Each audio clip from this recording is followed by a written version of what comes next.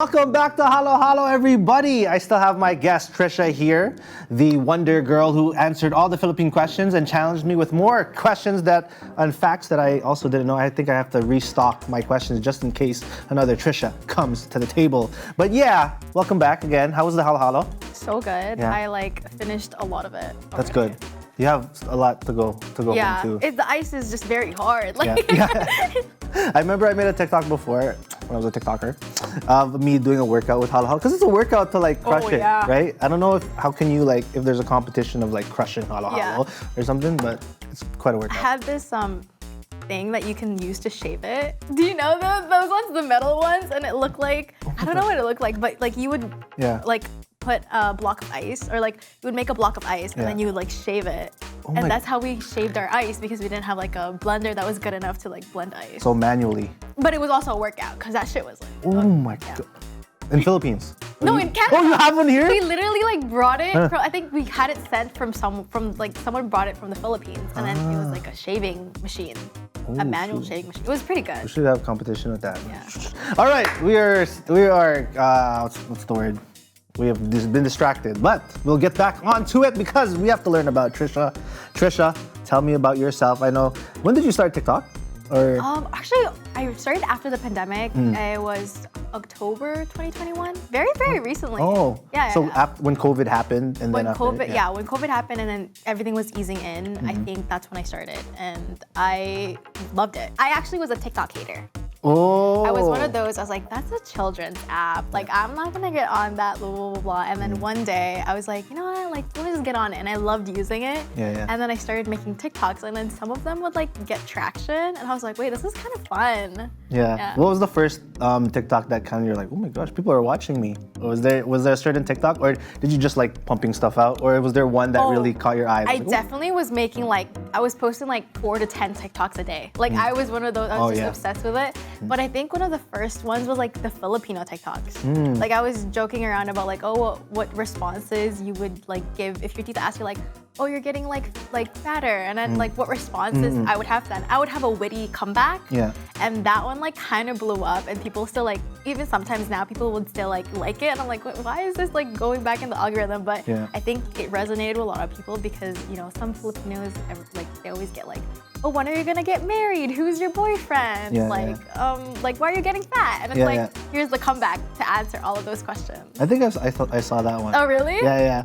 Did you meet anyone through TikTok? Have you ever met anyone outside of TikTok or a TikTok meetup or something like that? Oh, yeah, no. I have several friends that I met through TikTok. One of them, the first guy to ever recognize me, I think a lot of Filipinos might know him, JD.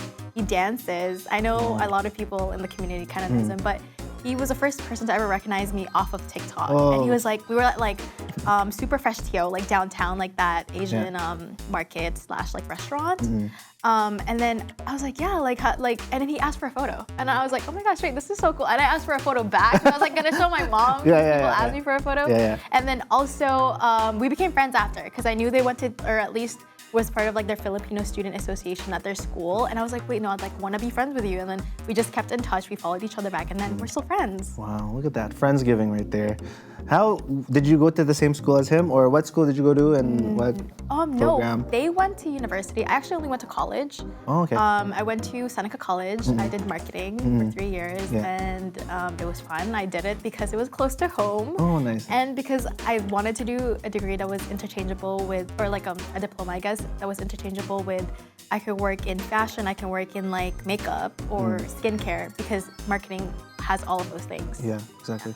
And were you a content creator before TikTok? Did you try to go into YouTube? Or did you beforehand? Because I feel some TikTokers, finally TikTok was their break kind of thing. It's but in the past they did I had a YouTube channel before. I did. I did vlogs for a little bit, and then during the pandemic before TikTok, I had a skincare Instagram account where I would, because I had a lot of acne before, and so I would post what skincare products I'm using and review them, but it never took off. Even with YouTube, I was never consistent with it, but it was just because everyone at one point I think wanted to be YouTubers, so I still want to be a YouTuber. People tell me to post stuff on YouTube, and I'm like, it's a lot of work, and I think with TikTok you could just pick up the camera and really not edit it, and it still will have the same value and like can blow up. Yeah, and plus TikTok is like you can copy other people's, and the way you can remix other people. The TikTok was the app that you could just like copy someone's idea and maybe you'll blow up more than them. Yeah, you know, or duet their video and it's gonna get more views. Yeah, exactly. So I mean, TikTok was such a big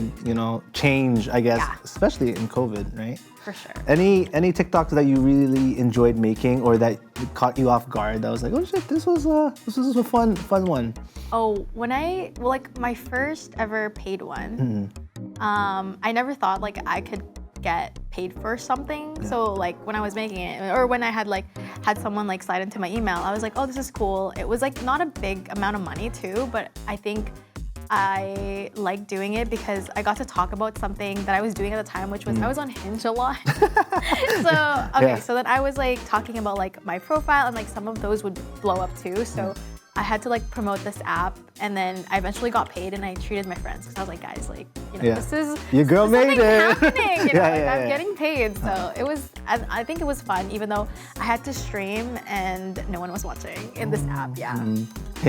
Hinge had a stream. Oh no, it was like some other app, app that was like in beta testing, and I was streaming my Hinge app to show my profile and like.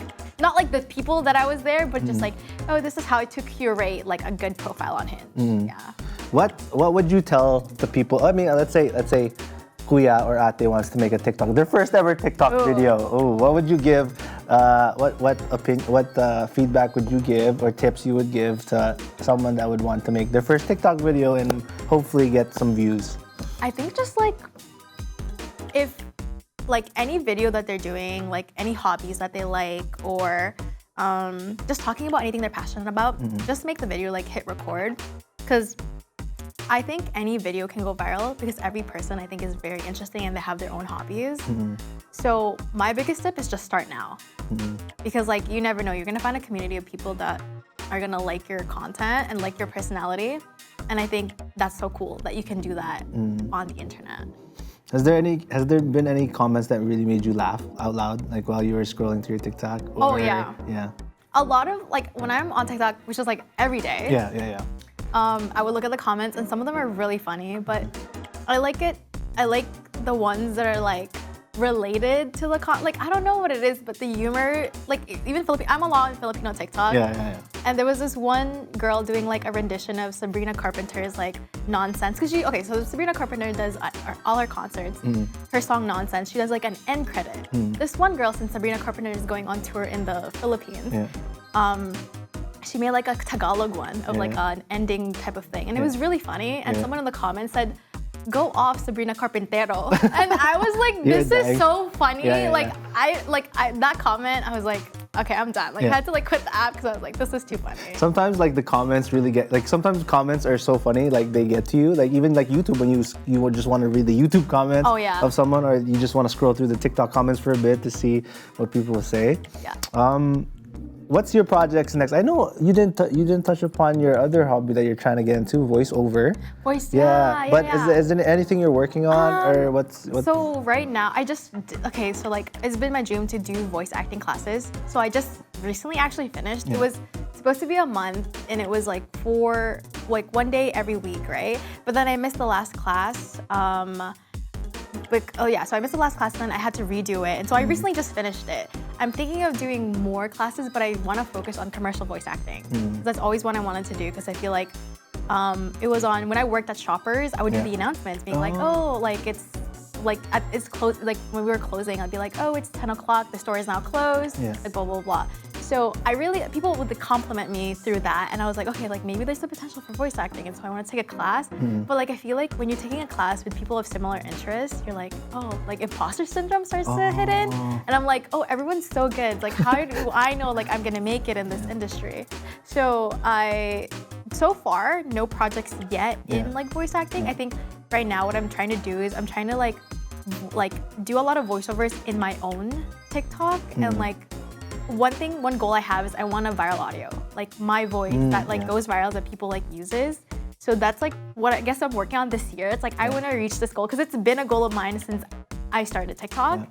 and that's one that I haven't reached yet. To have your like audio kind of be reused by everyone. Yeah, and, like at when least people are 1,000 lip-syncing. people. 1,000 people is like, but that's not even like. Yeah. I feel like if 1,000 people just use my audio for like a fun video, Yeah.